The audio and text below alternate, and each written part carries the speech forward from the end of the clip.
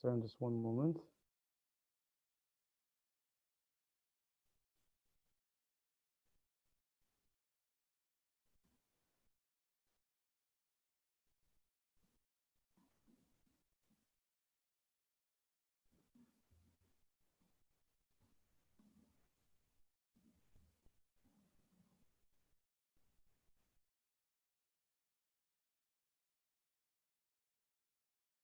Oh.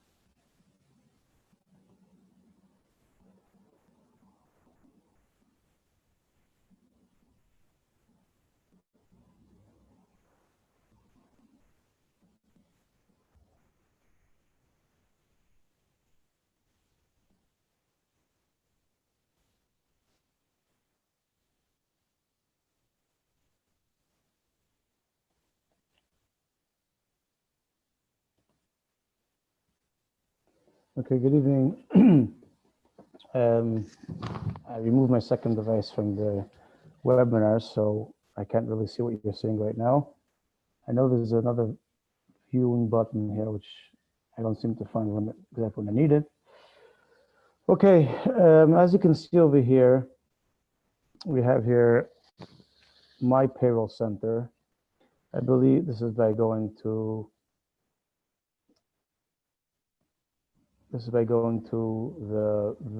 the employees.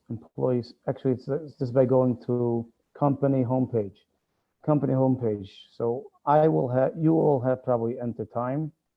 I have Payroll Center, I pay employees, I pay liabilities because I activated it. As I wrote in my email, most likely you will not be able to, at least at this point, activate the payroll. So for now, we will leave it.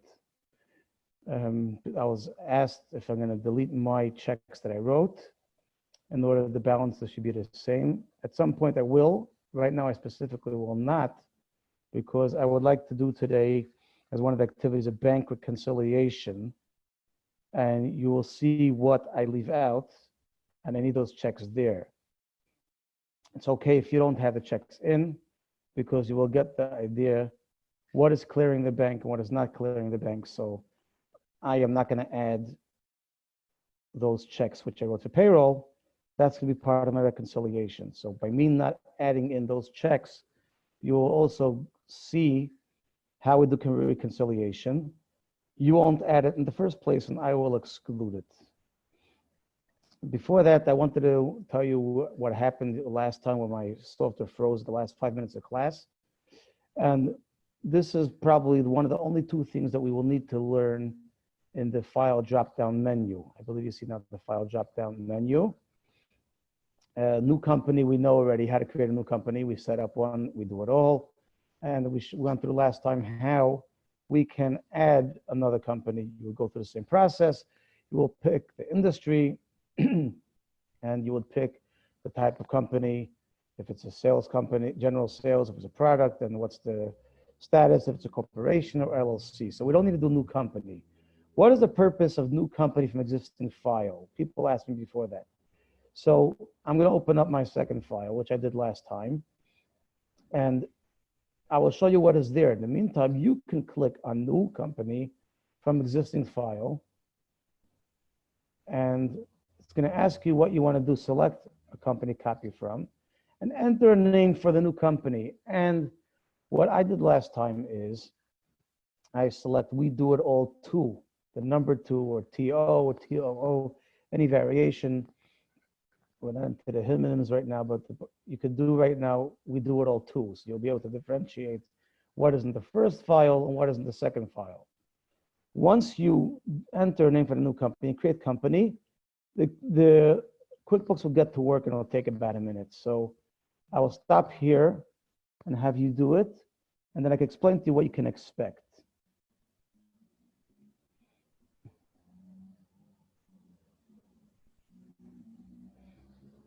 I see some questions in Q&A. That's all technical support. I believe, hopefully, that people at least have their software activated for today. And again, whoever has technical issues, do it on Q&A. It's easier than email me, and especially email me on the day of a class where I go straight from work to here. I'm not going to have time to answer your email. Q&A last time was only 5 minutes, 10 minutes. No one had any questions. So I recommend you hang on for Q&A for technical support. So again, right now, hopefully, you'll be able to see what is going on here. Create from existing file, right? We did a file drop down, create from existing file. Enter We Do It All 2. Now, let's say someone wants to have a clean file, meaning new transactions. They want the audit trail, as we spoke last time, has your whole history, all your edits, all the times you deleted things. Or if you have a lot of historical data, and for you it might be interesting, you have your last 10 years of company information, but you have a new employee coming into the company and you don't want them to see all your history. But you want them to be able to pick up your company from today. From today, they do know what's going on. You don't want them to be poking around and seeing how many millions of dollars you turned over years ago. And technically, you want to have a break. You want to start a new company, or you would have a new branch, whatever the purpose may be. And if you noticed last time, we customized our chart of accounts. We had our inventory items subdivided as MR for the Megillah Sruos. We had the TLS for Tikkun Sruos. We also customized the cost of goods that it could be for sales and sales income. And you made a lot of customizations. Let's say you even had 20 or more income accounts that you customized. You made it customized for your business. The same thing you also did on your balance sheet. You customized your assets and your breakdown. So you want to have your chart of accounts the way you made them. You don't want to do it all over again. But the lists that you have, customers and vendors, they will not be created. That you could do in a separate step. You could import lists. But as far as chart of accounts, that is what the company file will create. If you recall, when we selected a company and we're going to do a service industry, and we are going to have the main purpose of selecting the type of company when you create the company file is it generates a customized chart of accounts. And this is what the purpose of, as far as I know, of a new company from existing file is you want to replicate the chart of accounts that you had. So I'm going to open up my second company. I'm going to open a second company, and that's going to be, which I created already last time. We Do It All 2. And you will see that in the new company, I'm going to have We Do It All 2. This is what's open.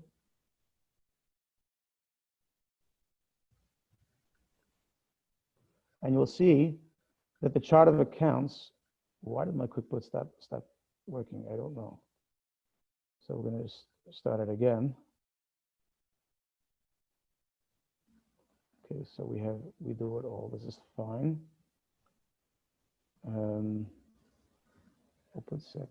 Open previous company. Try one more time.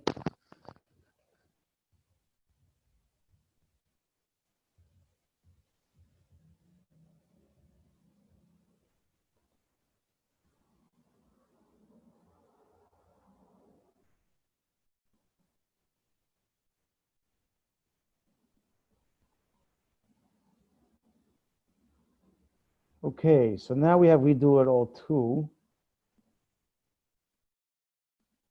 I guess I have to probably do a new share on the We Do It All 2. if I remember correctly from last time.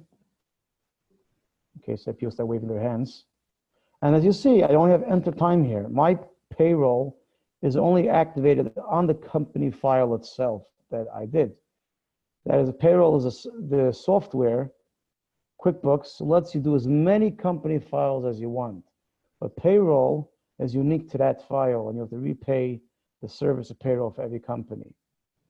Now, we have here, we're going to go to Control A. Remember, chart of accounts is Control A. And you see here, my inventory assets are MR and TLS. My cost of goods is MR and TLS. Whenever I sell an MR item, it's going to recognize a cost for MR. And whenever I sell a TLS item, it's going to recognize a TLS. But as you can see, the balances are zero, right? There's no accounts receivable, there's no inventory assets, because this is a new company. We do it all too. It's just that it's like a copycat. If I have, sushi and sushi too, for example, we do it all too. So we want to run the company identical to the first one. It's a separate company. I create a new company file with all the same chart of accounts. If I go to, there's no if I make a P&L, there's zero because there's nothing happened here. I'll go reports, company and file, print and standard. I'm going to go Y for the beginning of the year, and nothing happened. We do it, there's no profit and loss, and there's no balance sheet. There's nothing. But at least, I saved my customized chart of accounts. I go to my customers. There's no customers. It's not like it copies over the customer list or the vendor list with nothing happening. It does nothing. No employees. All it did it brought over my chart of accounts. You might be able to find some other tweak, what it helped you with, but that's the idea. Now, I say this is if you're running a separate company with a second file. What happens if you have different branches, different locations, and you want to track the revenue? It's one company, so you bring all the revenue together. But you do want to have a report of what company, which branch, which location is generating more revenue and which one is generating more expenses. Hypothetically, if one branch is generating more expenses, but it's also generating more revenue, it's good. It makes sense. To make more, you have to have expenses to generate revenue. What about if the company which is making the least money has the most expenses? You might want to shut it down. How would you do that? This you would do through a class report. You will activate class. I'll teach it in the next class. And there you can make reports by class, right? You can have an upstate branch, a downstate branch. You can have one in Lakewood. You can have one in Borough Park. You can have one in Williamsburg and Flatbush. In Crown Heights, you can have 5 different companies, and you want to see which branch is doing better. Doing better, again, doesn't only mean more revenue. It means more net income. That means the revenue minus the cost of goods sold, minus less the operating or selling costs, and then you have the net income. So this is, we did new company from existing file. Now, if you want to I'm going to go back to the original file, which is we do it all. Okay, so we could, for practical, we're finished with we do it all too. We saw what happens when you create new company for existing files. So I'm actually going to go ahead and close this. A second. I'm going to close the we do it all too. No reason to have extra baggage on my computer. I apologize. The reason why I actually logged out and I started late, I saw the black box we saw last time. I restarted my computer by making a new host, and I came back in. It seems like, I hope it's still there. I mean, I hope I see it's still there. I'm not sure why. Let me re-share my we do it all. I see we already have questions or raised hands. Participants, attendees. So again, if it's a regular question, put in Q&A, question and answer, type in the question and answer. If it's technical support, we'll have to wait for the Q&A audio at 9:45. Now, if you recall last time, we entered in invoice, and right away it said there's no email. I believe it was with Mr. Gabay or so from, was this, we'll go to Customer Center.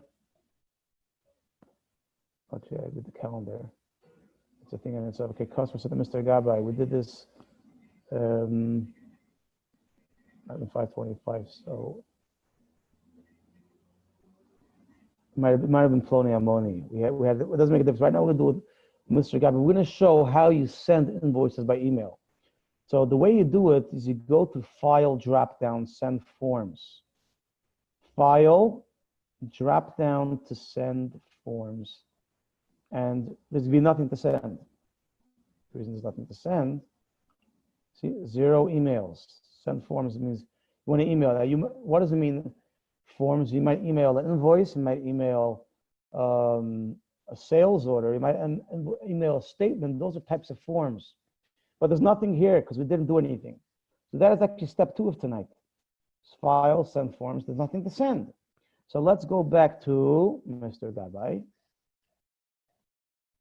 And we're going to go back to, he has a big invoice. He has $1,000, $525.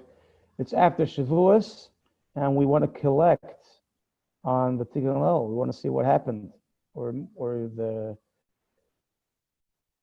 he sold hundreds of dollars worth of Tikkun Lo Shavuos. It's past due. General Consulting. It's already 10 days since last time. Email later. So we put email. I'm going to save and close. Right, I just checked email later. I'm going to save and close. It's going to say it doesn't know where to email it to. Let's see. Let's go yes. So asking for an email address. Now, incidentally, this is the same thing if I would just go to edit the customer, right? If I would have gone to edit the customer, I could just add an email. I'm going to put here now Gabay at shomershabbos.org. I type Gabay at shomershabbos.org. I take no responsibility if this is also a real address, real email address, so don't send it out. Now, the 2 email addresses invalid. Let's see, why is it invalid? Oh, my company. I want to send it to Mr. Gabay's email address, okay. Now the from, okay, that's what it is. You have to put it the from and the to, obviously doesn't know what we're using. So you could put a dummy email address just for now. You could put it info at wedoitall.com. So we have a from email address. When we send out our invoices, it will come from info at wedoitall.com. You would pick your own company, whatever company you're going to have. It's going to Mr. Gabay. His email address is gabay at shomershabbos.org, and I press OK. And ignore all spell checks. Okay, or just close this and finish. Okay, so now if we go, you see here shows up an email address, gabay@shomershabbos.org. So I did it through editing the invoice and clicking email later, and it prompted me, or I could have gone by pressing edit and gone straight to make an email. Incidentally, if you go to your company information now, homepage, my company, you will see, okay, it was company, my company. So I go in slow motion, company, my company. You see your email address now is info@wedoitall.com. So your email is going to show up in all of your emails, and you only have to create a new email for each customer. Now, if we go to send forms, file, drop down, send forms, we'll be able to select one invoice, Mr. Gabay at 1012. Now we're only sending the invoice at 1012. His real outstanding invoice is really 1352, as you can see. Why is it only sending the 1012? Because we only highlighted this invoice to email later. Now it's ridiculous. We're collecting. We should collect everything. So let's X this out. We're going to X Mr. Gabay's. I'm going to go to the other invoice of $339.75. That was also expensive. That was $225.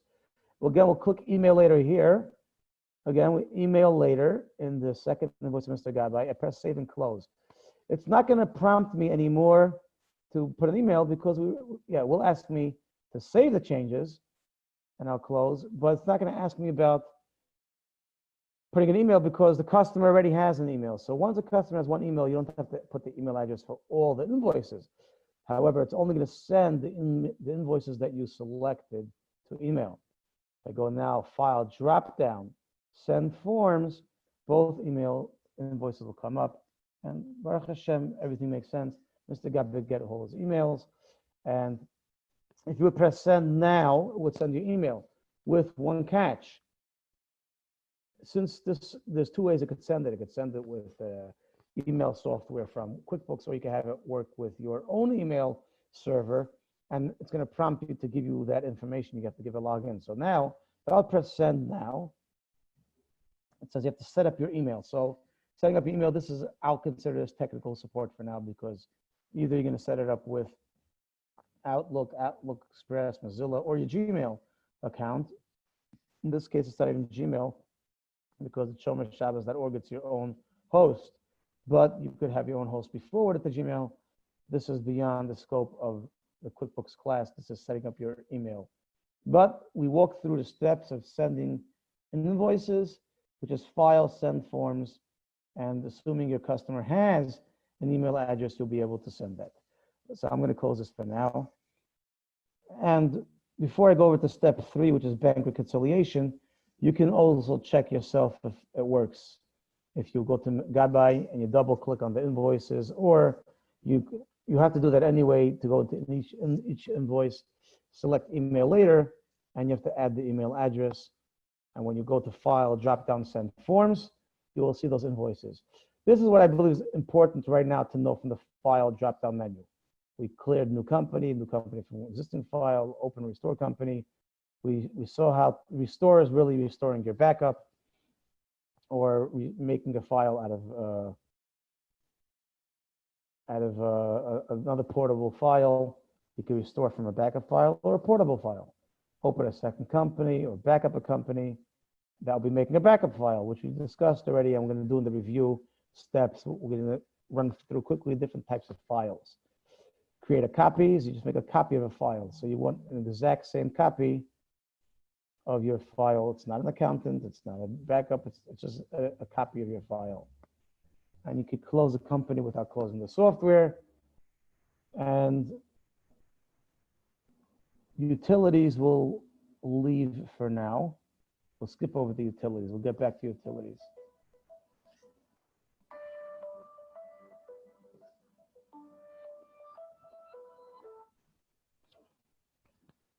A second.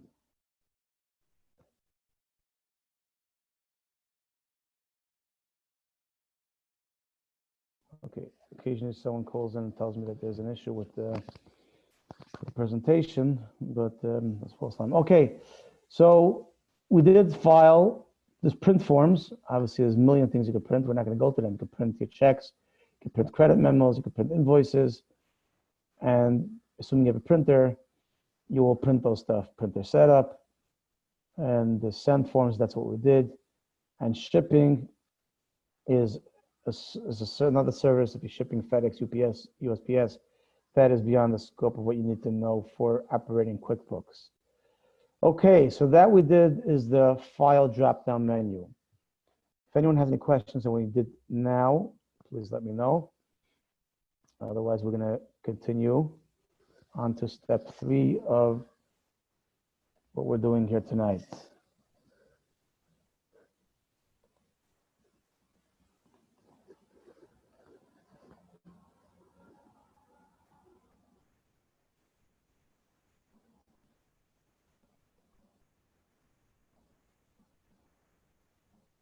Now, Baruch Hashem, it seems like everything is completely understood, unless all the technical issues make people not ask the questions either. I don't know. We'll find out about an hour from now.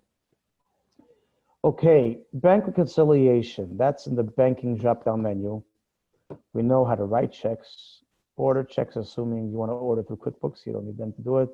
Order yourself. Enter credit card charges. If we go into the credit card charges, we know pretty much we only have one credit card charge, right? Our balance is $879. This is entering charges, but we don't have the register. So we don't see the history. We could go left arrow and we could see what happened before. Should be able to do that. Anyway, so we're gonna if you really wanted to know what you spent on your credit card before, that will be through chart, similar to chart of accounts. You go Control A, chart of accounts, and you have your city card, and you'll see that your balance is $879 because we paid Amazon and Staples. That's still on a credit card, an accounts payable, or credit card payable, actually. Now, down the list, we have use register. That's to go into a register you choose. Since we're in this register, it's going to just throw us back. So we're going to get out of it. We're sitting on the city register. If we close the chart of accounts out, and I go into use register, it'll bring me into the customer register. So use register, it's going to show me the history for Mr. Gabay.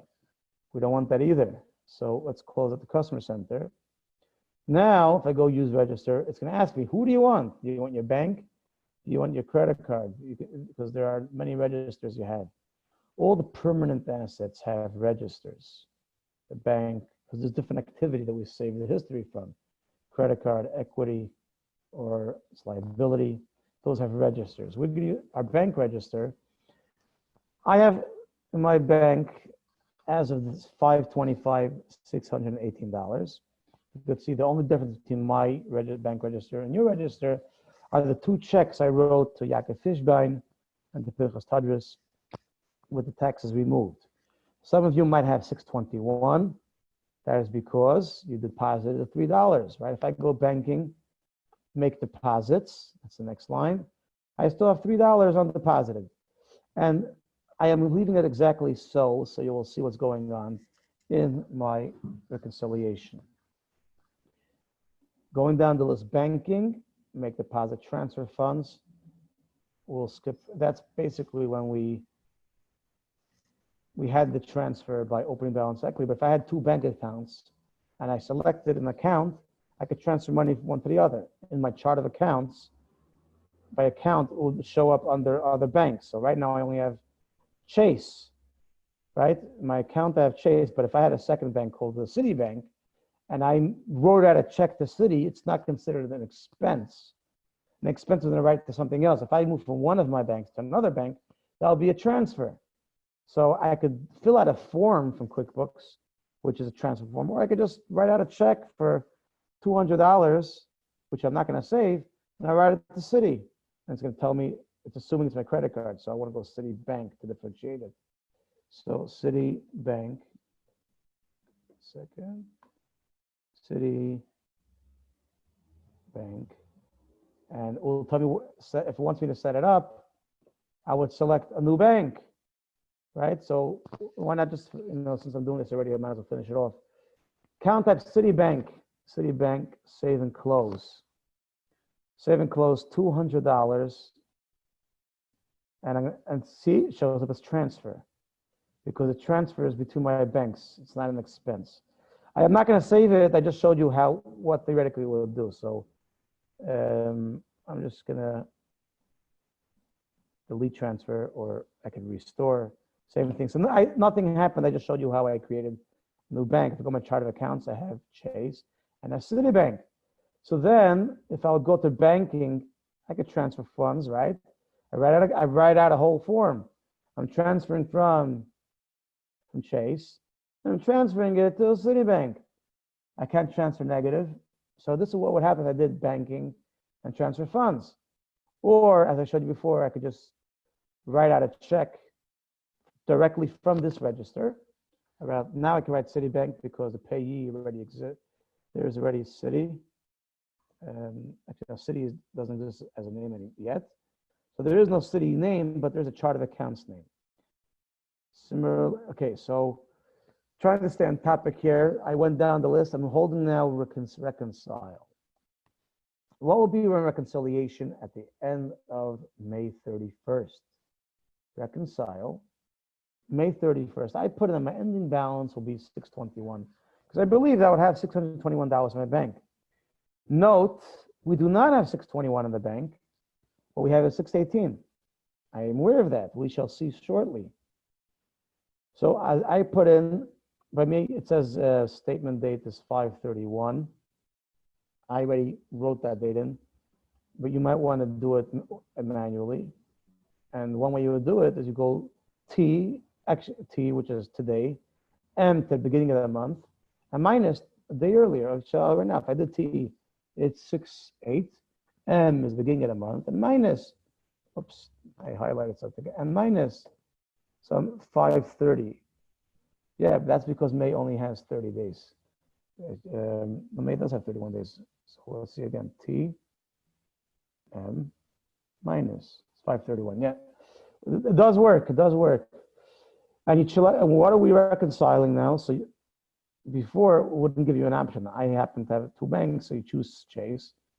Beginning balance is 0 because the first time you make a reconciliation, your balance is 0. What do I expect my ending balance to be? I expect my ending balance to be 621. Now, there are three things that can happen along the way. One thing that can happen is that when I'm looking at my bank statement, I see service charges. So here you would add in what were your service charges for the month, because maybe you didn't guess, maybe you had an overdraft, you didn't see it. So the QuickBooks only has the deposits that I actually made and the checks I wrote out. Service charges are not yet in my QuickBooks. So that's an information discrepancy between my bank and my QuickBooks, right? My QuickBooks does not know about the service charge that's in the bank statement. I have to put it in. The same thing is I might have earned interest if it's a checking account which earns interest. So I can add a few cents to my balance, in this case, pretty much nothing. But that would be two things that could change. My ending balance over here, which I wrote at 621, could change based on the service charge, which would decrease my ending balance because I have a new cost. My interest earned might be increasing my balance because I earned interest.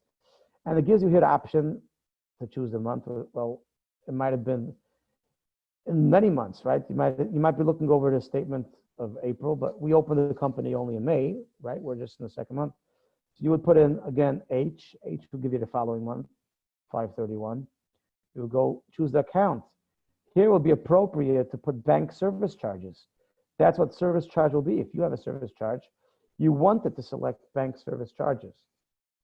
Interest earned wouldn't be against a service charge. That would be actually, a new income line, which would be income earned.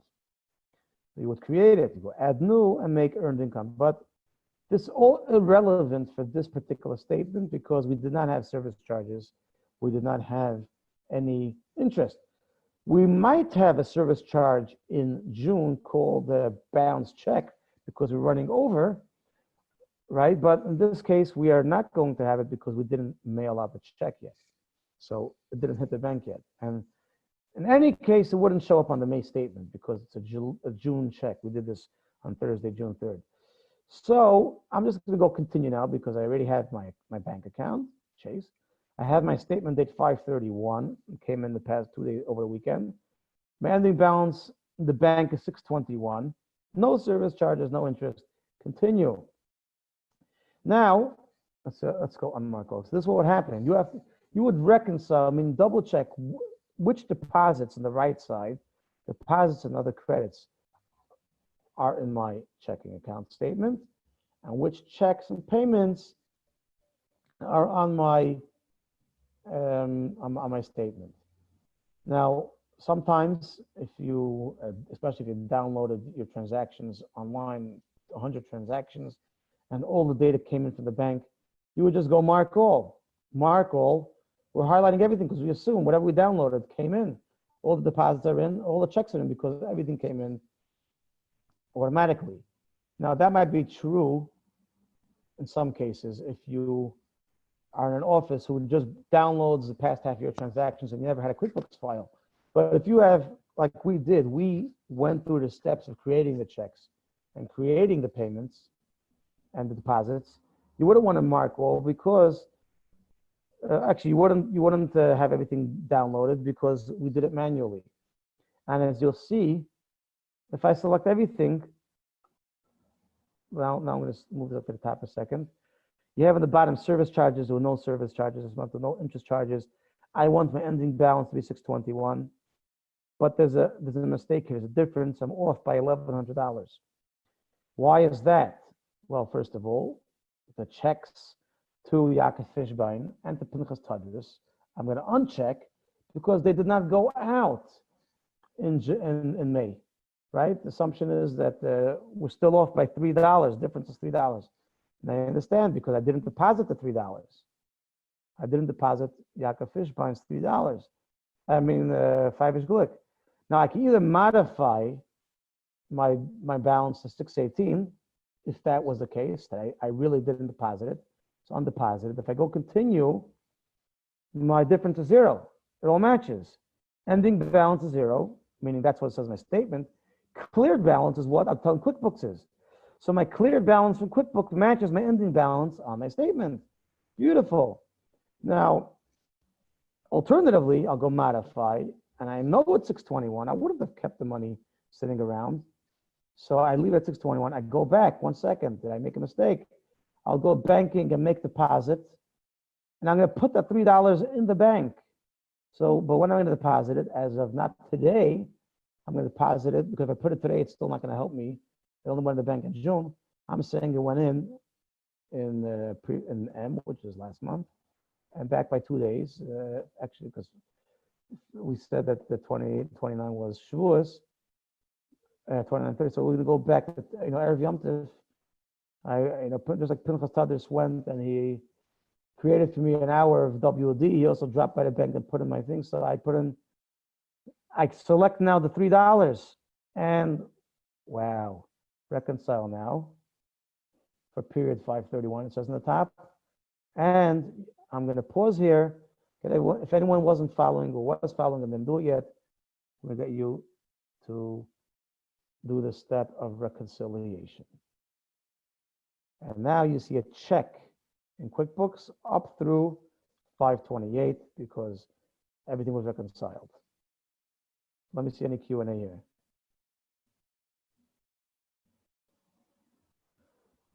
Okay, at 8:36, anonymous attendee was asking which invoice to email later. The answer is both of them.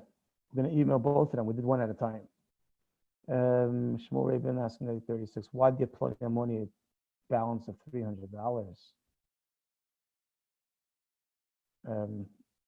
$300 because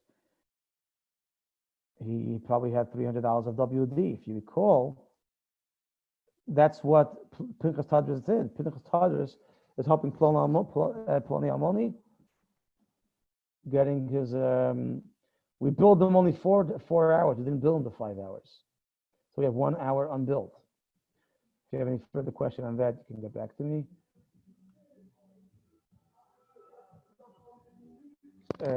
Anonymous tells me that he lost all the information while saving the second company. I highly doubt you lost all the information for the first company. Maybe you are in the second company. I would have you close out the software, open up, and see which company you're in. If you're in the new company, then go back to File, drop down, open previous company. We do it all. Shmuel Ravens, I thought we took payment right away. I'm not sure what that is. I don't recall saying we accept the payment. We just created the invoice we created the invoice to register the income on the invoice and account receivables. But, okay, again, Sam, how do you add Citibank? You can add Citibank any one of multiple ways. You go Control A, chart of accounts, then you go Control N is new, and you add a Citibank account. Same thing, you add any other new chart of account. Alternatively, directly in the bank register, I just was by chart of accounts because that's what the second line is.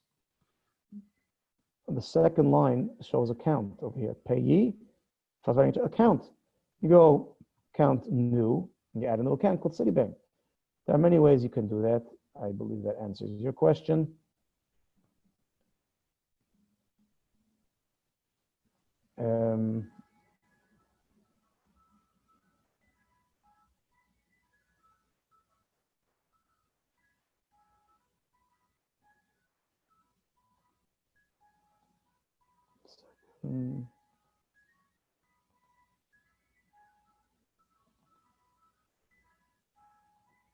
Definitely something going on here with, oh, a second.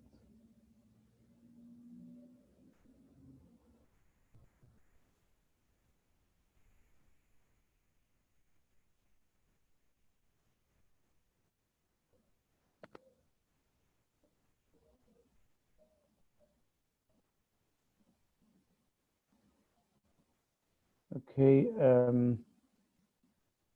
is my QuickBooks still beeping up at you? If you want to show up the QuickBooks sounds, that we're going to do in the preferences.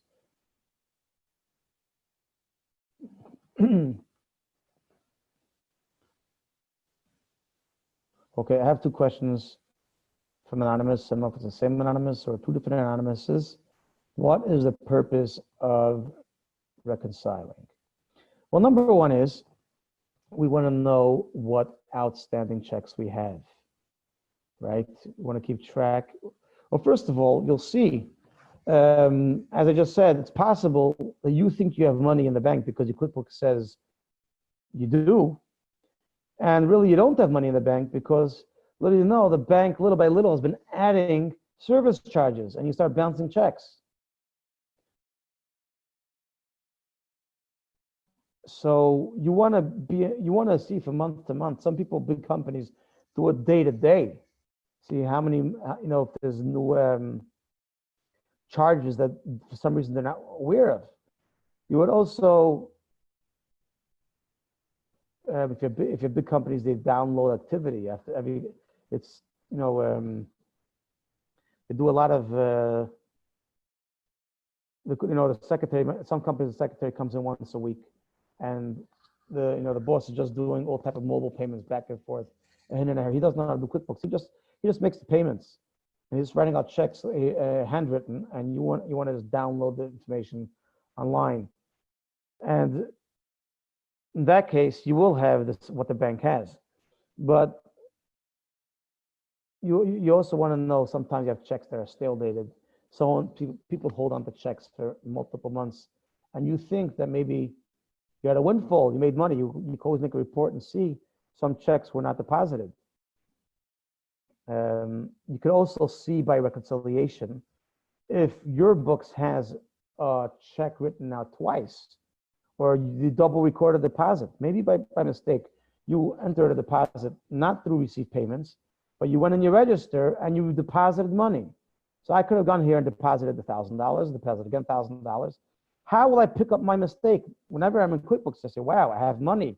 I'm writing out checks. Little do I know, I double entered a deposit. We have people who did double entry, and really there is no deposit like that. How will I know that? When I double check my bank. Alternatively, maybe I made a deposit and the bank didn't get it for some reason. I think I did a mobile check and I thought it went through. The bank doesn't have it, right? Well, it's possible my bank app crashed. I got distracted. A phone call came in the middle and I thought I deposited, but I never did. And you will never have the money in the bank. So there are so many reasons why you would need to do the reconciliation, because at the end of the month, you'll see 1 second, the bank doesn't have this money. I know I deposited. Go back. Here's the check. I checked it off. You know what? You can redeposit again, because if the bank didn't catch it the first time, you redo it. So maybe the bank doesn't have your checks, maybe it doesn't have your deposits, etc. And you can probably, with your imagination, think other reasons why you need to reconcile.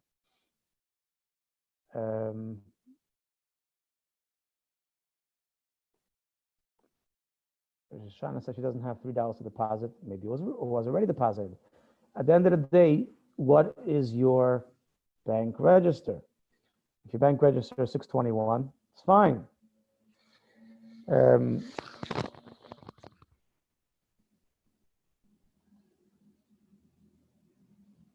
MT wants to know the last two transactions. Which last what are the last two transactions. Please, if you're talking about reconciling, is that your question? What I did was, while I was reconciling before, now if I go to reconcile, banking drop down reconcile, all I will see is, see, QuickBooks, as I told you, is intuitive. If we last reconciled in 5/31, it knows the assumption is that we have a bank that has closing dates at the end of the month. You know, so interesting, some banks like Chase or Bank of America or different banks have the end of the month. And some banks just have any random day in the month that you open your bank account.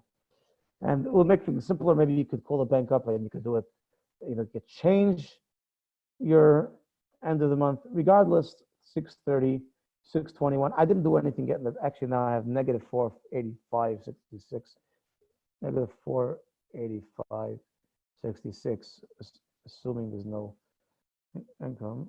Why is this?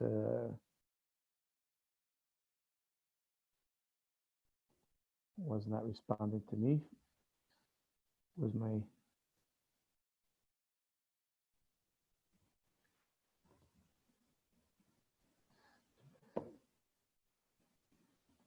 try again. Banking reconcile. Okay, let's try again. Oh.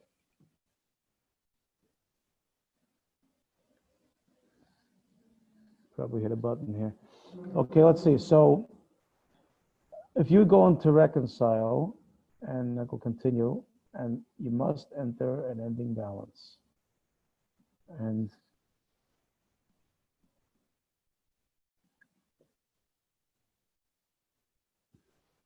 having a stubborn day today, let's see.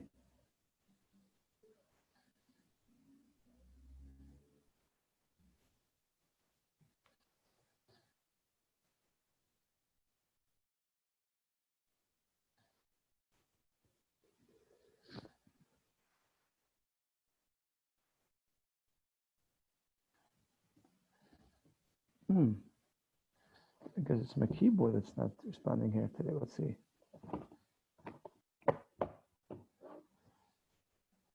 Okay. Okay, there we go. Let's put in negative 485.66. Right? The only thing that's here is these two checks, which I unchecked before. So I'll mark all. My difference will be nothing because that corresponds. My bank balance of negative 485.66 is the ending balance of a bank statement and the cleared balance of QuickBooks. Anyway, I'm leaving. I'm not reconciling now because we still hope that throughout June there'll be new money and everything else. But you'll notice there's a star over here, an asterisk. When you start highlighting items for reconciliation, it already puts an asterisk, and the check is when it cleared it, when you did the reconciliation. But that was the one transaction I did as I reconciled. The second thing is I did before, I went to banking and make deposits, banking, make deposits. And there's no deposits to be made, but I had $3 left over from 5 years ago. So that would, now that leads us to step number 4, timing difference and information difference. So information difference, I think there's a different term, but for now I put an information difference. The bank, if it would have service charges or interest charges that I don't know about, so the QuickBooks is deficient. It does not know. It's missing information. If we don't put it in, it will never happen. So you have to manually do something in QuickBooks. Timing difference is a difference in time. That means my QuickBooks says there's a check for 923 and 183. Therefore, my balance is negative 485. The bank doesn't have it, and we don't have to do anything for the bank. We just have to wait some time, and when those what's called outstanding checks will hit the bank, then the bank will match up to what we have. So things like service charges, interest charges, or there are times that the bank, people send money directly to the bank on our behalf. Sometimes we tell people, you know what, send the payment directly to my, deposit it for me in the bank. So I don't have it yet. I don't know that it went in. But at the end of the month, I see the statement. I see that someone deposited money for me. Alternatively, sometimes the bank has a service that they collect your receivables for you for a percentage. So QuickBooks doesn't know that it was received, but you'll notice that at the end of the month. So that will be something which you have to put in your statement. The timing difference is when just let the time do its thing, and when Pinchas Tadros and Yaakov Fishbein will deposit their checks, the bank will catch up to QuickBooks and it'll be the same. So this is something, a term we have to know is timing difference is referred to outstanding checks. The outstanding checks means QuickBooks did what it has to do, and with the time, the outstanding checks will reach the bank, and the bank statement will equal QuickBooks. That was a file and banking option. And we're going to do an interesting case study in the review. I just want to see by Anonymous. Okay, Baruch Hashem, I'm so happy to see that you got information back. So I wrote by service and interest, we would reconcile. You're not really reconciling. The reconciling is your bank. What we're doing, the account by service and interest, is those charges or incomes, where do they go to? Now we're going to go in preferences. I told you that you cannot do anything without selecting an account. You can, that's actually a default for QuickBooks, because it assumes that the purpose of your information is to get a profit and loss report by account, to know where the expenses are and what your assets are by account. But it is possible to disable the account, and then you have to go through all your accounts. Highly not recommended. If you have several transactions which you're not sure which account it is, so we have to ask my accountant. Leave the few that you don't know to ask your accountant. Don't leave your hundreds of transactions, which at the time you might really know which account it is, and later on go figure out and break your head after a year's transactions which account to put it to.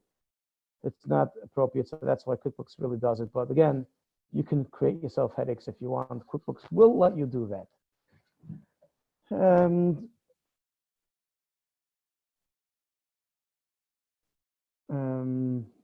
Yes, and I'll press reconcile if you didn't do it.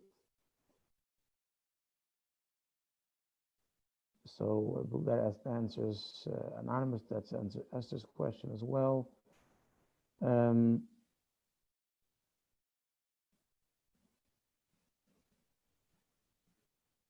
Someone asked me, how come my difference wasn't 3? It was 3 originally, but I deposited $3.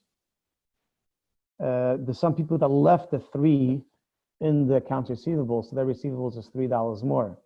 Remember, there were 3 different types of people. Some people received the $3 and deposited right away, so the money was in the bank. Some people received it that did not deposit like I did, and therefore the $3 was available to deposit. Some people never received the $3, it's still in the receivable. But the income, regardless, wouldn't change. The income would have been the same.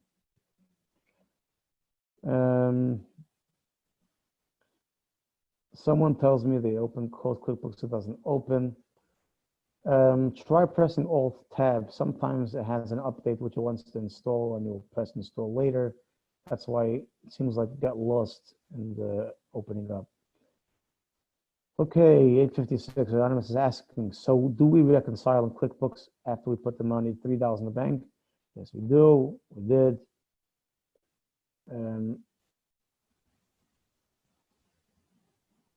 Galaxy has 500 in clear balance and a difference of 121. Probably has to do with the $500 of your equity was never in the bank. That might make sense. Otherwise, wait for Q&A. We'll figure it out.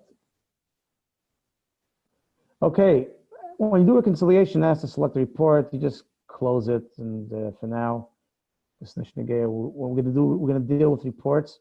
Next week, we could spend probably 2 whole classes on understanding reports in different manners, because ultimately, everything we do in QuickBooks is to make reports, because we're going to keep track. We have many types of reports. We're going to have receivables reports. We want to see what we have collectibles after some time, what are our payable reports.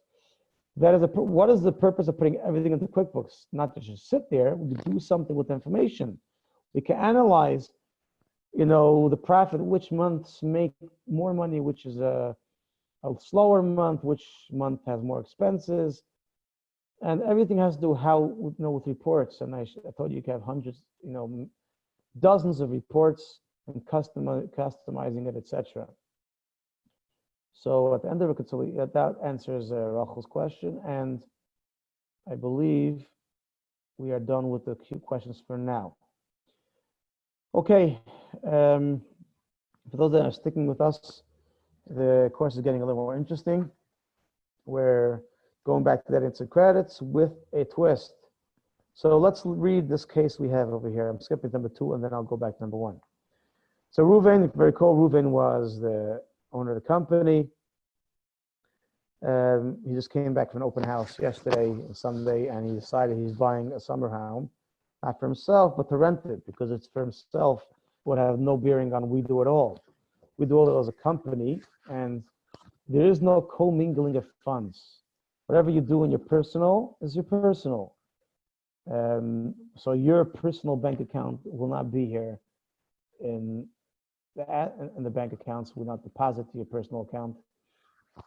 And so too, your personal expenses will not show up here as well. This is a company. Now, so what is the purpose of the company? The company wants to go into the rental business. It's going to buy a home for $200,000. It puts 10% down, it's $20,000. Therefore, you need a mortgage for $180,000. And he assumes he's getting it this week. So we could already assume that he's having a mortgage of $180,000.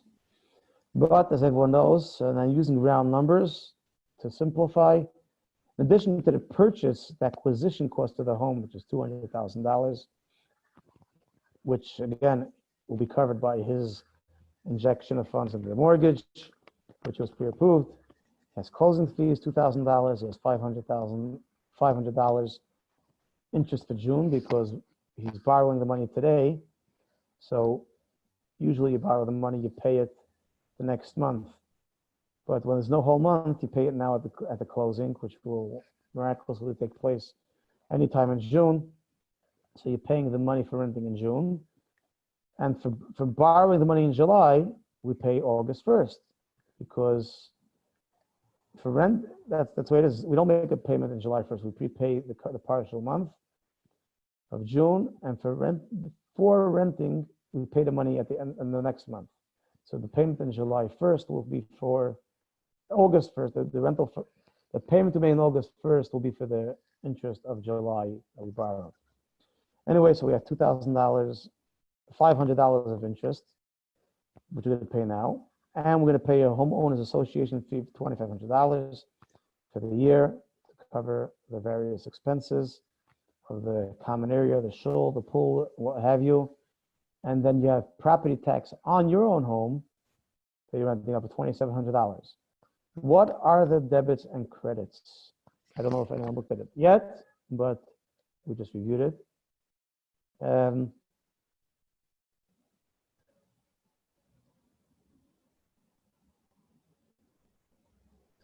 So let's see if anyone had any questions while I was just reading this. No, there's no questions while I was reading this, to the best of my knowledge. Okay. So the rule is that anything related to acquiring a house will become an asset. That is the cost of the asset. So not only does the $200,000 the value of the asset, right? $200,000 of the cost of the house, but the closing fees of $2,000 is also the asset, because how else would you expense it? In order to purchase this house, it's as if it costed $202,000. $200,000 went to the seller, and the money went to the lawyer in order to purchase the house. The $500 is not what it costed you to get the house. Because if you had $202,000 on you, you would just write a check for $202,000 and you have the house. The fact that you're paying interest is not the cost of getting the house. It's the cost of not having enough money and having to borrow money. So that's an interest expense. So that will be an interest expense. Homeowners association fee is not a cost of getting the house to $2,500. It's a cost, it's a fee for homeowners association, or it could be management fee, or some other type of name that you'll give, but it's a fee. It's not the asset. Every year you're going to have the same fee. But the closing fees of $2,000 is one time. That's the asset. Property tax is a tax. It's an expense, which you have every year, is $2,700. So now that we broke it down into explaining what the items are, let's see if we get the debits and credits by making a general journal entry. This is by accountant. This is by no, company, right? It was a company. Make general journal entry. Company, make general journal entry. Drop down. And now that we explained what goes where as an asset, or let's put in today, 268. What is a debit and the credit? So we're going to debit house with H-O-U-S-E, house. Set up the house as a fixed asset. It's a major purchase. And I'll tell you, the fixed assets are for buildings, for lands, machinery, and equipment, and vehicles. So we have a major purchase called house, right? Let's continue. Again, it's a fixed asset. There's the count. That's a type, right? It's not a bank. It's not a credit card. It's not a liability. This is the house. And save and close. And what are we debiting house? So I told you that the house is really $202,000. That's the cost of the house plus the closing fees. But some people might enter it as follows. They'll enter $200,000. That's the house, right? I put a memo, cost of house,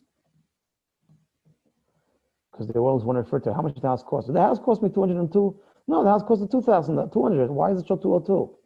So again, automatically go to the next line. QuickBooks assumes that you're doing equal credit. So the credit, we're not going to do right now. We're going to keep on debiting a house, right? We put in a house. What's that? Whoa. Okay. So we go again, house. And I'm going to put in 2,000. Cost of, and this is called closing costs. So you see what I'm doing here? I put in two entries. They're both going to be the asset to the house, but I'm going to have broken down. $2,000 was the cost of the house, and $2,000 is the closing costs of the house. Okay. Well, we need credits for $202,000. So let's start with the mortgage. He's getting the mortgage from Chase. So now we're going to have Chase. Now we know that Chase is the name of a bank. That's an account. So we have to customize it to a different name. So we could put in Chase Mortgage. That will be one. Chase. Okay. Chase Mortgage.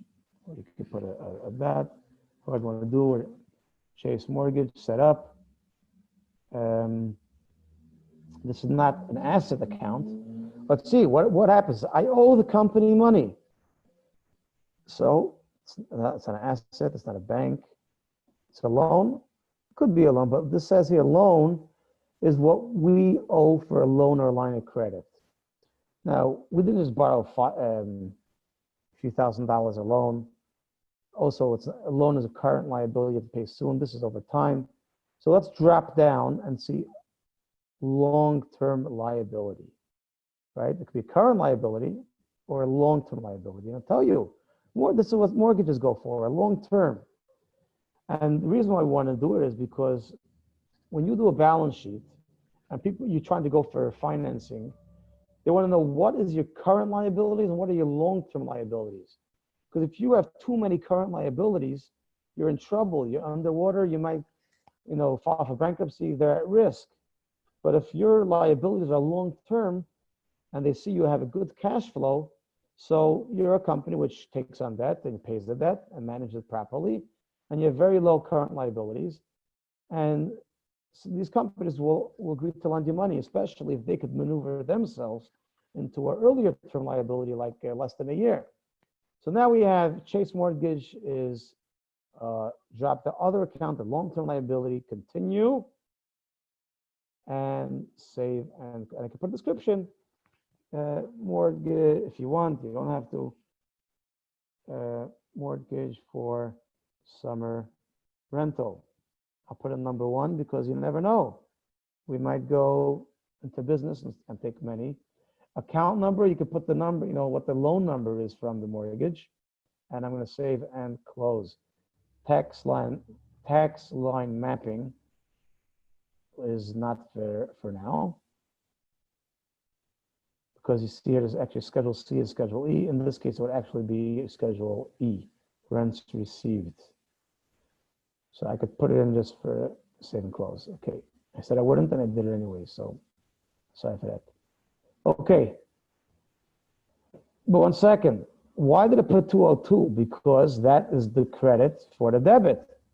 There were $202,000 of credits. Automatically, you need the debits at 202. You need credits at 202. But the mortgage is only $180,000. So let's put in 180. And what does it show now? We still need to find $22,000. And guess what? This is correct, because Ruben put down $20,000 of his own money, and he put another closing fees of $2,000. Now, I'm sure by now you could guess, what is this credit? It's not a liability because he's not paying it to anyone. This will be equity. This is equity. Equity for, let's put in drop down. Members equity. Okay, the members draw is also equity, but that takes money out of an equity. Members equity puts money into an equity. And here again you have, so I have to edit, this is mortgage. And this is down payment and closing costs. Okay, but we're not done yet. We took care of $202,000. We did the house, which cost $200,000. We have the house of closing costs $2,000. We borrowed $180,000 for the mortgage, and we put down equity for down payment and closing costs. By the way, I want to again use this opportunity to show you assets equals liabilities and owner's equity. The assets are 202. The liabilities and owner's equity are 202. If I would pay off the 180, if I sold the house now for 202, I would pay off the mortgage for 180, and I'll be left 22. But we still have 2 more expenses. We have $2,500 of homeowners association and property tax of 27. So we have to have, first of all, we'll do exactly the way it is. HOA, Homeowners Association, HOA, set it up. What is that? That is an expense. Expense for how much? You might put in the description here, Homeowners Association, but we don't need to do it now. We know what HOA is. And we said it's $2,500. Automatically, it's going to put a credit for $2,500. And again, this is members' equity, because, well, where else does it come from unless you borrowed more money from someone? Then we'll go again for taxes. Now, let's see, do we have tax? No, we don't have tax. So let's go property tax. Property tax. Oh, property tax. Capital Tab, set up the property tax. It's an expense. How much? $2,700. And again, it's going to ask you, you can put a member's equity. Now, you could probably done it differently. You could have just added up what is all the costs coming out to 207,200, right? So, oh, actually, we didn't do the short interest for June. Yes, 475. So I have to put an interest expense. Again, we missed that out of $500. We're lining up step by step. Just how, now, this is the walkthrough, members of equity, how it's one journal entry totaling $207,700. 200 is the asset of the house itself. 2,000 is acquisition of the asset. So it's part of the asset. That means if you sell the house, if you would sell your company, rather, right, you could sell the company for $202,000 because the closing costs are built into it and they get the house. So it is an asset. That money is not lost. The homeowners association fee is an expense, $2,500. $2,700 property tax, $500 for interest expense. And we have here on the other side, we have $180,000 owed to mortgage, $22,000 for down payment, and closing cost, and the members' equity. Now, you could have just done one big members' equity for $27,700, right? 22 plus the 25 plus 27 plus the 500. If you did the math, you would know 32 is another 57 and 22. So you would say, you know what, members' equity 27,700. You could do it. You only have to do two credits: 180 to the payable as the liability, right? Whatever is a debit in the asset is a credit to equity and liability. So it'll be all the debits on this side, and your credit, bank 180, members' equity 27,700, or I broke it down, do step by step for starters. They don't care how many times you put in separate lines for members' equity, it's the same. I'm going to save and close this. If anyone wants to refer to it again, I'll open it. I just want to see what we did and how it affects our reports. Okay, we're going to post to retain earnings member equity. No problem.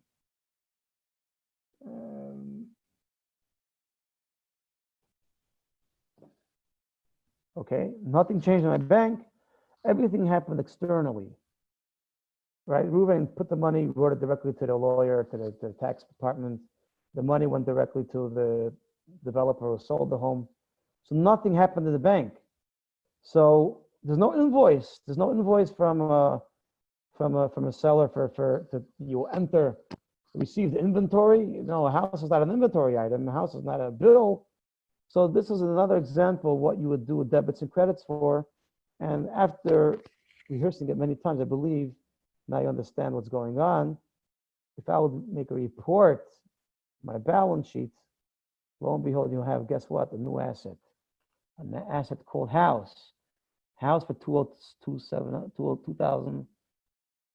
And that's it. Yeah, the debits and credits were 207,700. But 5,700 were just, rather 5,500 was just 5,700 was just expense. It doesn't show up here. 2,500 association fee, 500 interest is 3,000, 2,700 property tax.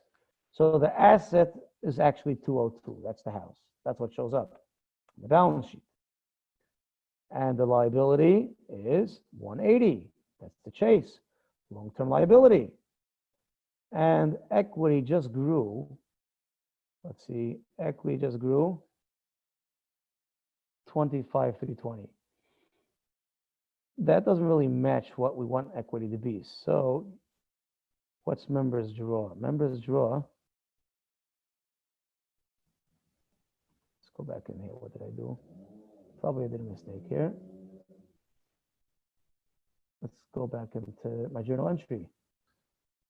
Okay, let's This. Okay, yeah, my mistake was that I put members draw instead of members equity. See, let's go back, members equity. Save and close. Okay. Now I'm going to go back to my, again, it always is members equity in the journal entry. My balance sheet will show members equity is 28,020. Why is it 28,020? Double click, and we shall see.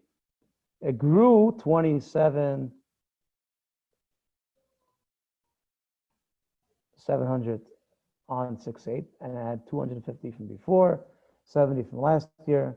So that's my total members equity. Let me look just in my P&L, and I'm going to go see who has questions on what we did now in this thing. So profit and loss for this year, go back to Y. Now you're going to see new things. You see HOA is 2,500, property tax 2,700, interest expense 500, right? Those are new things that came on. And we have a real expense of a real net income loss of negative net income of 6,000. But we really hope to rent out our summer this year for $12,000 for the season. Now, depending on what our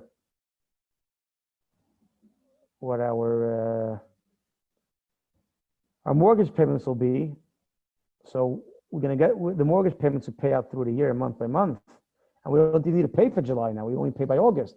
The $12,000 will go in the bank now, and we will show technical net income, and then we can start building more services for sales and sales income and consulting. And by the time our payment comes due in August, September, even though we spent our we have the money in the bank, right? We're going to have a profit. We're going to pay tax, or hopefully we won't pay tax. But this is the way things dreizig in the business, as you collect what you can now and you pay what you can later. Let's see.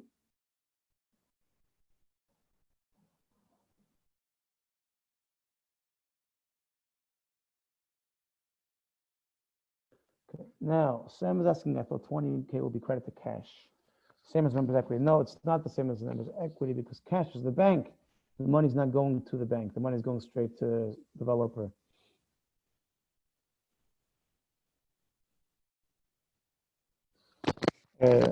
When I did the mapping, it will be Schedule E. Rental property goes in Schedule E on the tax return. Generally speaking, you could theoretically get something on a Schedule C, but so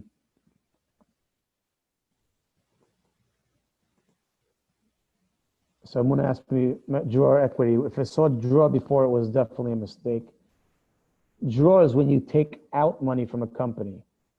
So you don't recognize it as an expense, but you took the money out, so you have to put it somewhere. You took out your value from the company. In this case, all these payments are more inputs.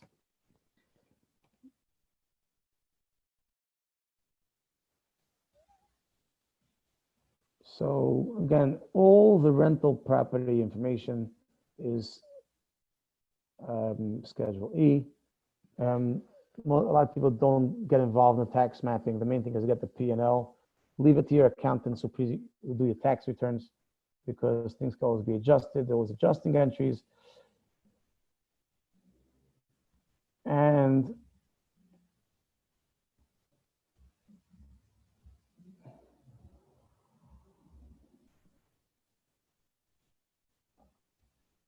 okay, for those who want to follow and look back and forth, I'm going to open up the general journal entry again. And by the way, you can access the general journal not just from a company, make general journal entries and go backwards, to your most recent one, which in this case will be not the last one was the depreciation. What we did, another way to do it is you grab a tagline, anything. So anything that was put in that journal entry, whether it was the HOA, whether it was the property tax, whether it was the interest, if you go into it and it's part of a general journal, you double click, it'll bring you back to that journal entry, and It'll show it to you in small form, but you will double click and will bring up the whole general journal entry. Okay, you can look at the entries, what was done. I'm going to keep on looking at the questions. Typed in Q&A. So that should take care of Mr. Anonymous.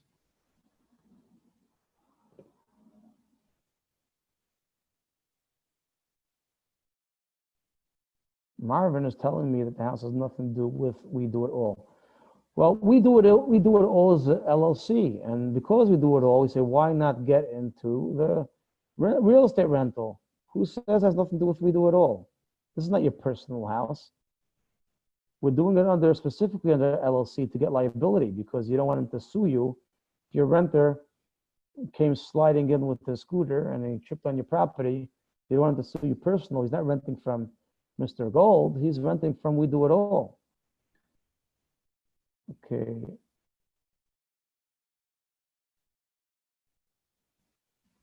And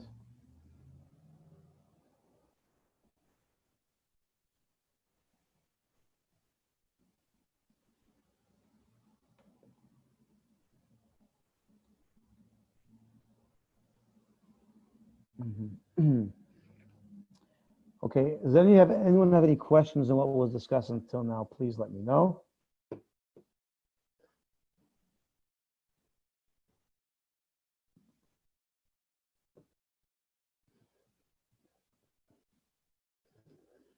Okay, so Sam is asking what's going on with equity. Anytime an owner puts money, whether you're putting it directly into the company bank or you're paying it on behalf of the company directly to someone, it's still going to the company, right? So you don't want to wait for Ruben to deposit the money in the company, wait for the check to clear day, and then write a check out of the company.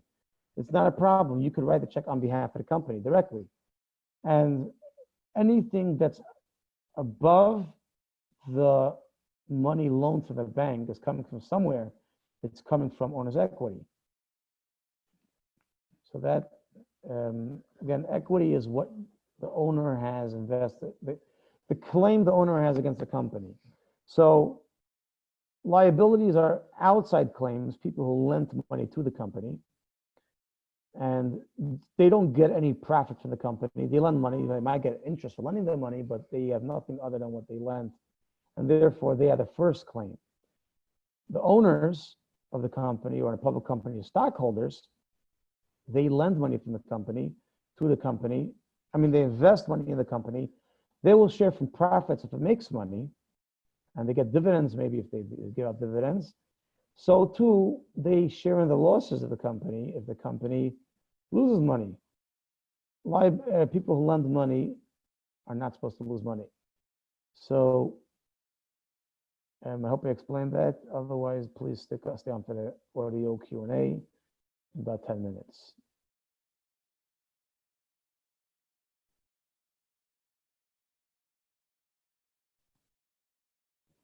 And again, this is similar to adding anything. How do you change the account you put in? If you're back in the journal entry, just go back. If you had draw like I had, go back and go in the drop-down line and pick what you want it to be. In this case, we have two houses, 202 for asset.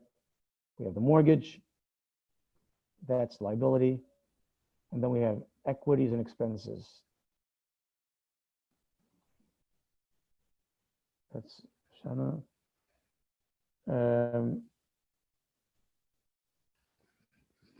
Shane is saying she doesn't have this drop down.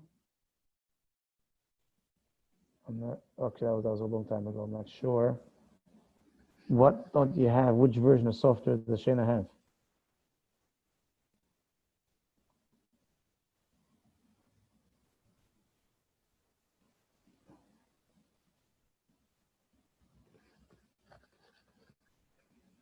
Now, if you don't have, again, Shoshana also said, I don't have a certain option. I'm not sure which option you don't have.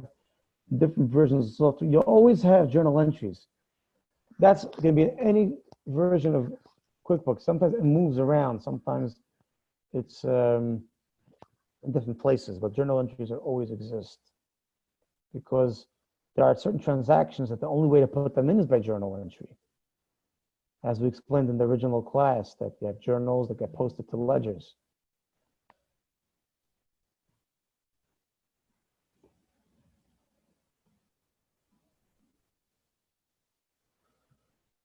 So again, for Anonymous, just go back to, you can either go into your journal, general journals, and go, arrow to the left and look for it. But if you might have done it another way to do it is pick a line item that you know is in the general journal entry. I said that go to P&L, and you know the HOA is part of the journal entry. So double click until you drill down to it. Alternatively, you can be in the balance sheet and double click on the asset, house, and you can drill down. Or you can even go to the equity, to the liability of 180. Whatever you want to do, they'll give you a thread to grab onto. Once you grab on that thread, you give a pull. Okay, that's Anonymous. And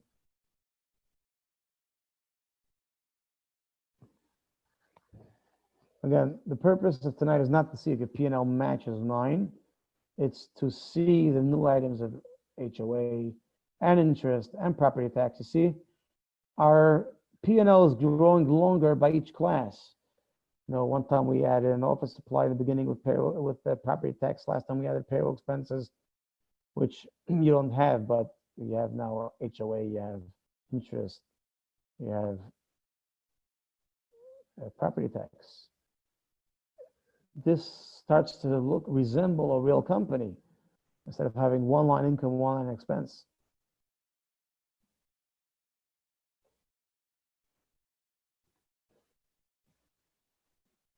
Whoever didn't see depreciation, if your report will be on the year, on the R, you also see depreciation expense. Beautiful.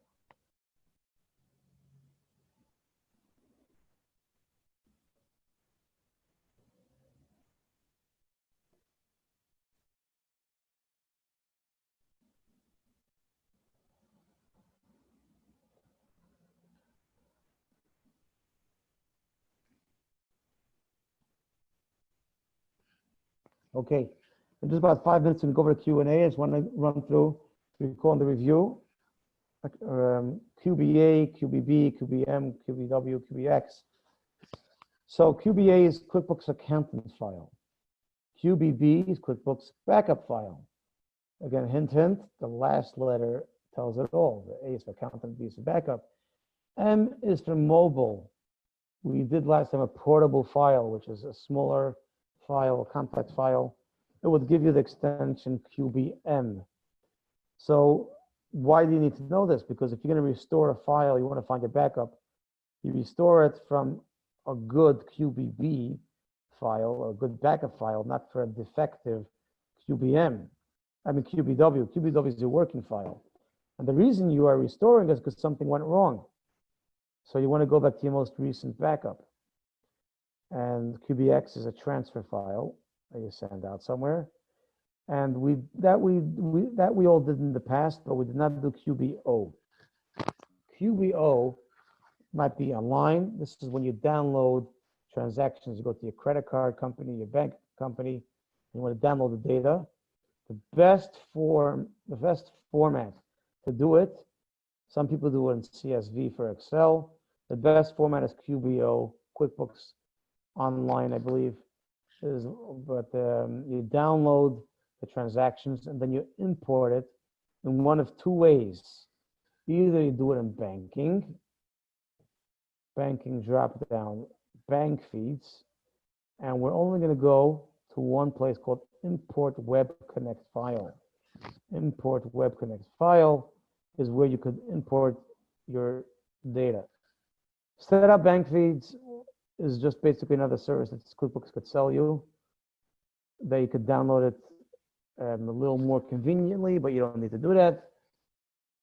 Or an import quick Web Connect file. Import Web Connect file. It's going to bring up a dialog, and you look in the bottom right corner. It shows Web Connect is a QBO. So O doesn't stand for Web Connect, right? So, but O could be for online, but it came from the web. but they couldn't use web because W is the standard name for it. So that's how you would import files, and you would look around to find the QBO file. You could also bring it in not only from banking, drop down bank feeds, import Web Connect, but you can also go for one of the file utilities. File utilities and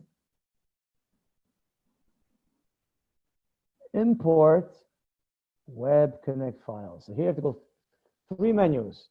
File utilities, import Web Connect, right? File 1. And in the file itself, you go 2 to utilities, 3 to import, and finally number 4 will be Web Connect files. You could have also brought in you could import from an Excel sheet. You could import it from IIF files. That's what I put here. Also, IIF is like information interchange file, where you bring in lists of vendors or customers. If you have 1,000 vendors or 10,000 customers, and you don't want to retype them all of them, you create a new account. You could save those, export those lists.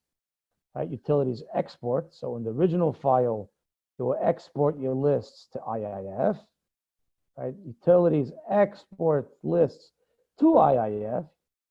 And in the new file, you will do import from IIF. So now we know what you can import from Excel's, from IIF, or Web Connect file, or your timer activities if you had data sheets.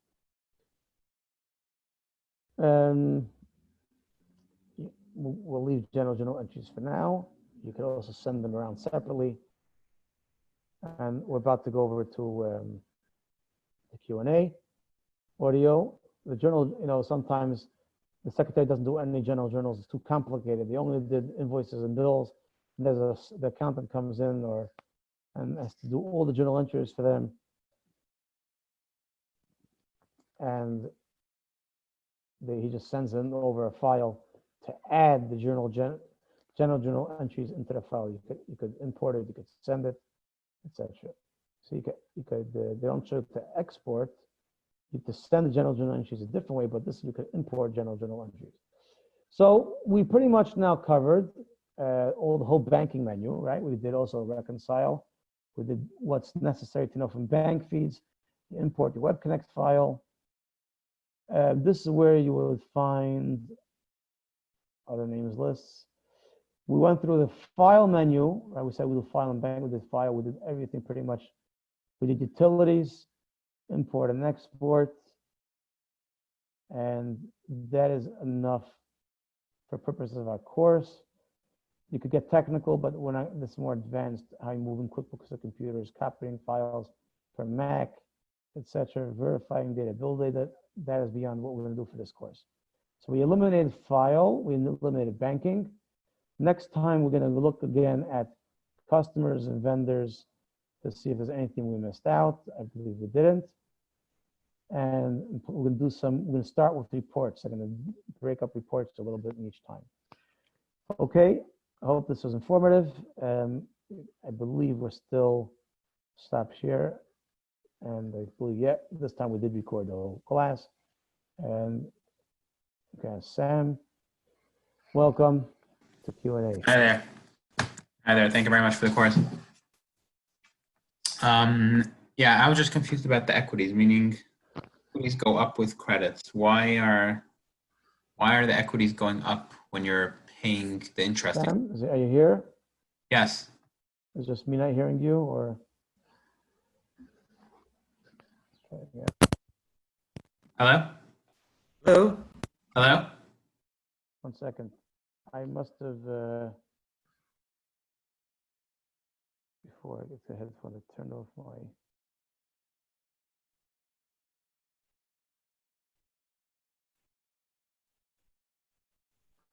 One more time. Okay, are you talking? Hello? I heard you a second ago. Hello? Yeah, I think You hear me? Yeah, I think I disabled my headphones from audio. I'm not sure how. Yeah, what's the question? Okay. I was asking before about equities. I'm confused. Equities go up with credits. So Why are the equity? Why is the equity going up when you're using it to pay out expenses? So the expenses is the debit. The debits are the expenses. For every debit, there's a corresponding credit. I understand, but what I'm saying is what's happening. The value of there's more equity in the company now because you're paying expenses. Okay. So we explained that there's actually 5 things. There's assets, there's liabilities, and then there's equity. Equity is adjusted by money you put in. It also goes up and down with revenue and expenses. So on one hand, your equity is going down because you have an expense, and you have equity is also going up because you're injecting more, so you're wiping out that loss. So similar, like we have shift of assets. I explained, if you write out a check and you get inventory, the debits and credits are all within the asset. Not always debits and credits have to cross the line. Right. Like you credited your bank, but you debited your inventory. Same thing. It's as if the expense is in a way a debit of your equity, but the credit is you putting in the money for equity. But you're doing it through expense. Your expenses are not reduction of equity. Your expenses are expenses. They're temporary. They start again for next year.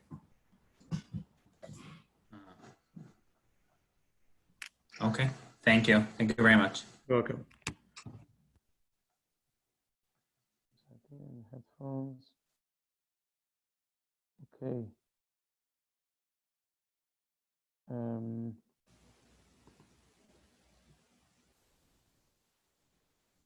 guess I was Sam now. Here. Esther.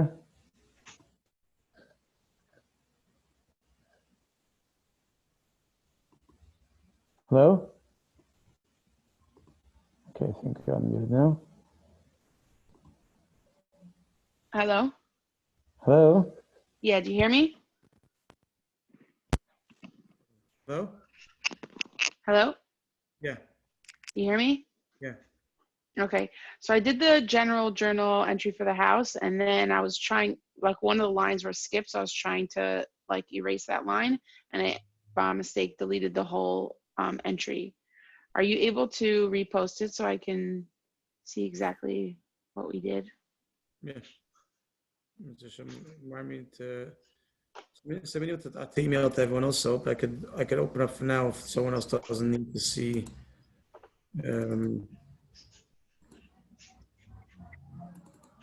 Here, are you seeing the?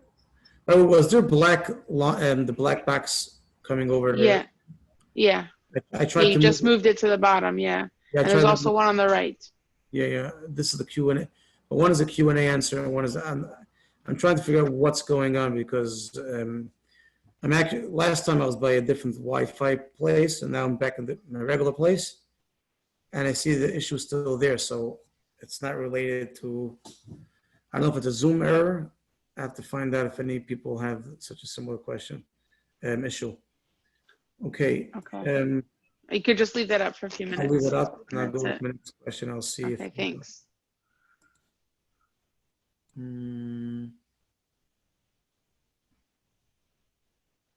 Zoom.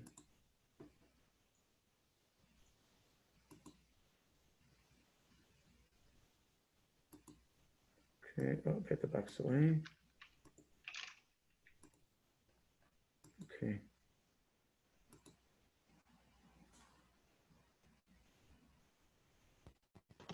Is Shana here? Hello?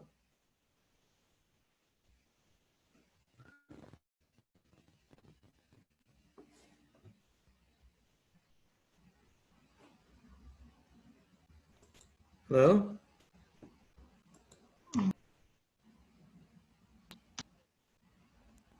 You hear me? Yeah, I hear you. Okay, I have 2 questions. First of all, in the beginning of the class, you were reviewing about to do from the existing file or something. Yeah. So is that available only on the accountant or on you? Because I'm on a regular desktop and I just wanted to know if I have that feature. So I thought it was useful. I believe it should be there. It's definitely not in the file menu. Would you know where it is? You know what?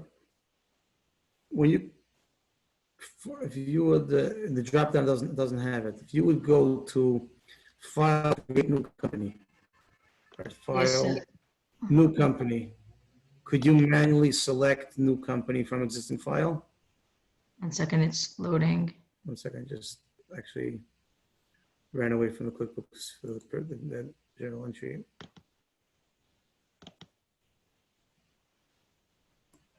Let's see here. I mean, Because of other options. Create from existing company file. oh, yeah, it's there. Okay, so you could do from there. You could do it from there. Okay, I see. Okay, You and probably you could enable it in your preferences. But first, which software do you have, by the way? You don't have accountant, so.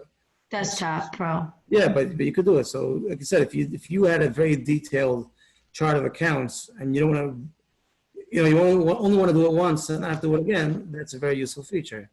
Yeah, definitely. Okay, and just about that black box, I just Googled it, and it's that's what I put in the Q&A in the beginning of the class. If you want to take a look at it to get it away, because it's distracting. Well, you Google it, so what does it say? It says there's an There was issue. a bunch of instructions. It looked like you would know. Look in the Q&A right in the beginning. I copied and pasted. I'll look it back at the Q&A. But you don't have to do it now. I'm just saying it looks like it's something with that administrative. You could do it if you're the host. But I have one more It question. just started last class, and I've been logging in and out similar ways in the past 10 classes. Yeah, it came up right away. So it sounds like some people have an issue with it. But in any case, I just had one more question. The whole thing with the house. Why are all those things on debits if it's an expense? I'm just confused with the what. Again, let's not confuse. There are debits in assets. There are debits in expenses. The truth is, every account can have a debit and a credit, right? Banks have credits, even though it's an asset, and members' drawers is a debit. You just have to know what you're doing when. So when you're buying a house, you're debiting an asset because that's assets go up with debits, and equity goes up with credits, right? But some expenses go up with debits. At some point, the value, when you do depreciation, you're really doing a contra to your assets. So you're doing like a credit against your asset. Look at what we did before when we bought furniture, we took $240 depreciation. That is a credit on your asset. But why does it become an asset? Like you said, that the closing costs are part of the asset. It's not an asset. Oh, you're asking about expense. $2,000. You're asking $200,000. No, about the 2,000, and then also then you said about the Yeah, I said everything that's in order. That's the cost of the asset. It means. But why can it be an expense and you could have it as like a Again, expense number one will be recurring. Every year you're gonna have a homeowners association. You have and it goes out. There's no value to it. What does next year's person have from the fact that you paid tax last year? He has to pay tax this year. If you're gonna resell it, you don't carry over a benefit of last year's tax. But if you flip the house while it's in contract or you just sell the LLC, that closing cost is a benefit to the purchaser because he's not going to have to do it again. Right? If a new guy would come and buy a house for $200,000, he would have $2,000 closing fee. So when you did it first, then you would just, you say you got a free summer, right? Now after the summer, I'm going to sell it again for the same price. And what do you benefit? You tell someone, okay, it was used for a couple of weeks. It's like new. But you're going to sell for $202. Why? Because if you buy it now, it costs you $202. Right? $200,000 for the house and $2,000 closing. So in other words, if something's transferable, then it becomes a okay, so the definition we said actually last time is that what's an asset?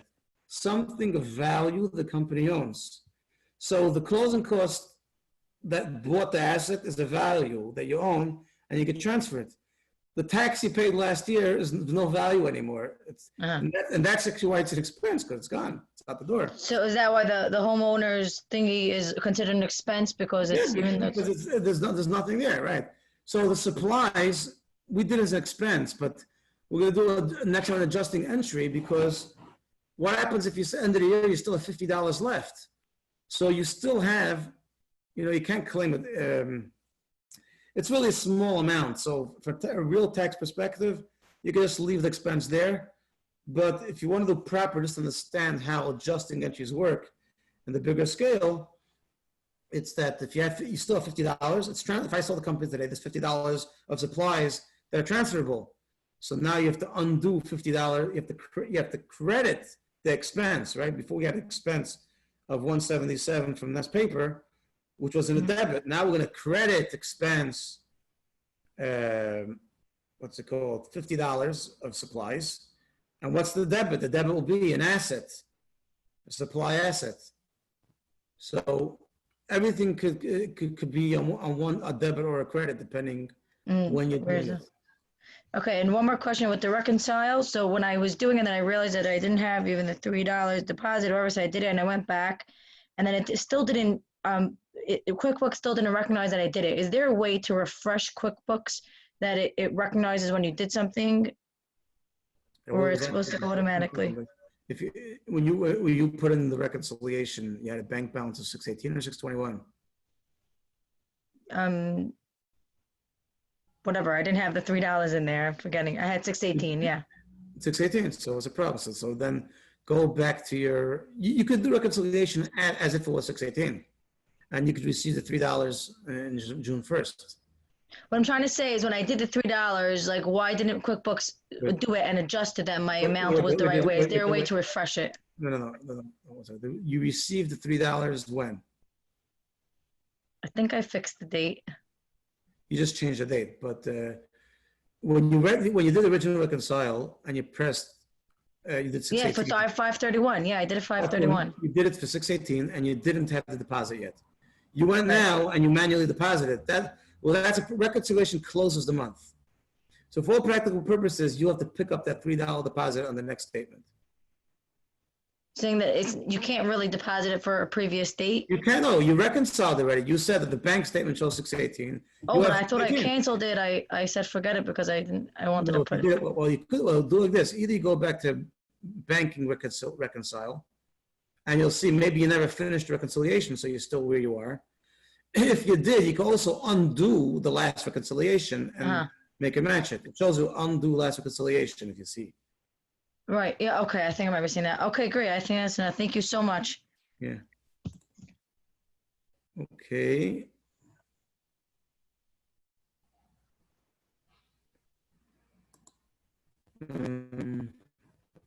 Yeah. There's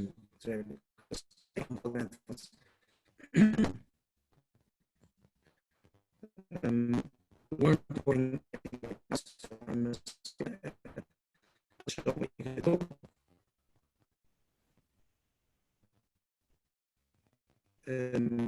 let's go back to books. Let's see. Okay. Go back into we do it all.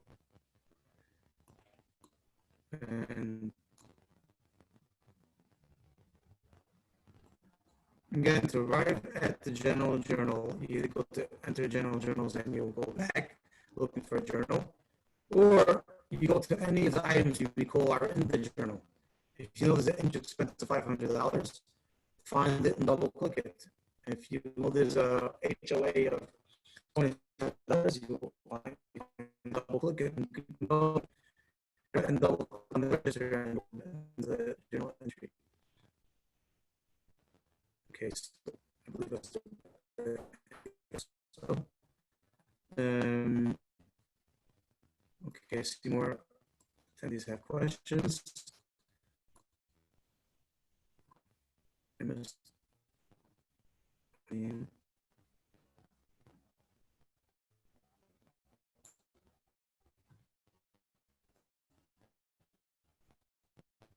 Hello? Yeah, Sherry? Yes. I could not hear the answer to how to arrive at the general journal number 2. How did you get into it? I understand. You drill down. You just double. File from company, how did you get to that, to the journal? So again, any report that you were in, that you had. So if you had, let's say, report, profit and loss, and I'm going to put Y for the year, Oh, actually, it put me into the wrong file. No, this is before you do the entry, while you're in the middle of making the entry. How did you drop down to get to the, to enter your house 200 and the closing fees 200? Oh, it's not how to find it. It's a drop down from company. The company is called Make General Journal Entries. And while I'm here, I'm going to save the journal entry. I'm going to email it so everyone can see it. Okay. Yeah, so if you would go, it's like every time you open up it, it has a million windows. Which are you at? My company? You're at? No, not my company. Go further down till you find Make General Journal Entries. From where? Company? My company? Yeah. Company. All the way down to the fourth section. Okay. Make General Journal Entries. Okay, I got it. This is where we did the entry for depreciation expense of 240, and this is where we're going to record the purchase of an asset, and we're going to put it on the company's books. Okay, got it. And now that we have here on the balance sheet, or because I could pull it out of the asset lines, I could pull it out of the. Yeah, But that's after you write it. That's after. That's after you post it. You first have to set it up. Yeah. Right. So I'm going to here print. You can print. I'm going to print this. I'm going to save it as a file, as a PDF. Now, what is the password? What we just saw? That's like blinked on the screen. Oh, that's the password that I gave to my file. Whenever you go out of the file, it's going to ask you to make a password. If you never exit the file, you never created the password. And if you forget the password, how do you get it back? Don't forget it. I did.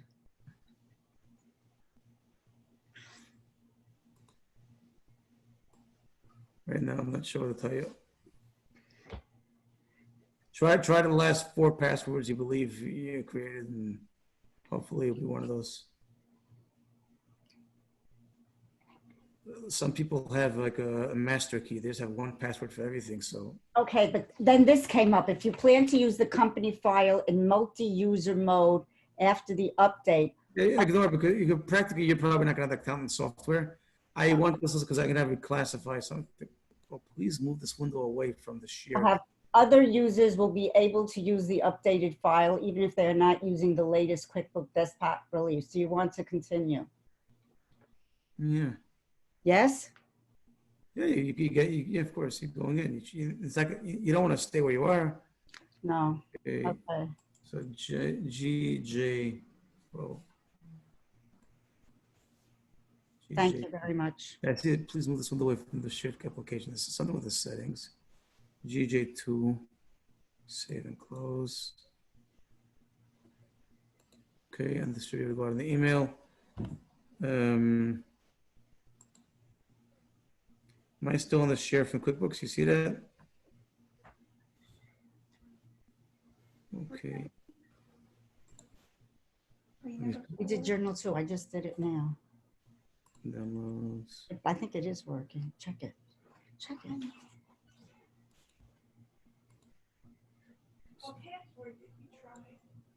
The one I did, I think you just did it too many times. Look at this now. You have 2 days remaining. No good what the guy did. So here, talk to him.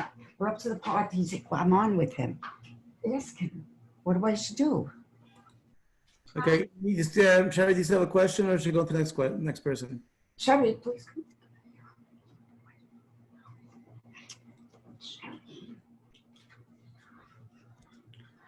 For whatever reason, it's not working. It says activate QuickBooks Desktop now. You have 2 days remaining. Okay, so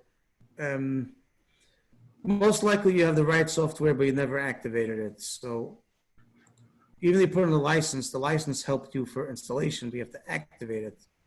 So you have to go in the help drop down and find something about activating QuickBooks. There should be something in the drop down and help called activate. Okay. This is probably for anyone out there. I had this up here, someone asked me this question earlier today. And does it tell you that if you activate it, you'll get 160 days or something? It says updated to January 1 of 2020. I have to use email or user ID and password. So that's my own. Okay, one second. Are you in the activating software? Or you're trying to get into the QuickBooks, into the file itself? I'm not sure what you're saying now. I don't know. It says Intuit, TurboTax, QuickBooks. I'm trying to get into the QuickBooks desktop. So before you said the issue was getting into the file. Now your question is getting into QuickBooks. QuickBooks. So it tells you that you still have 2 days. So that shouldn't be an issue. It's just a reminder. You got to activate in the next 2 days. But you could do it now. If it tells you activate, just click to activate. I did, and then it started to tell me to sign in. Yeah, you create an email, put in the email address, put it in the password. Password. And that should be it. Do it. Okay, thank you very much.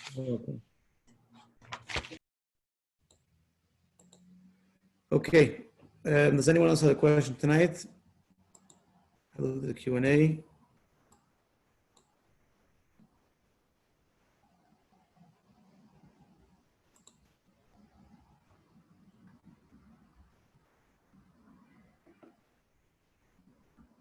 Okay, if no one has a question, then I'd like to wish you good night, and I'll send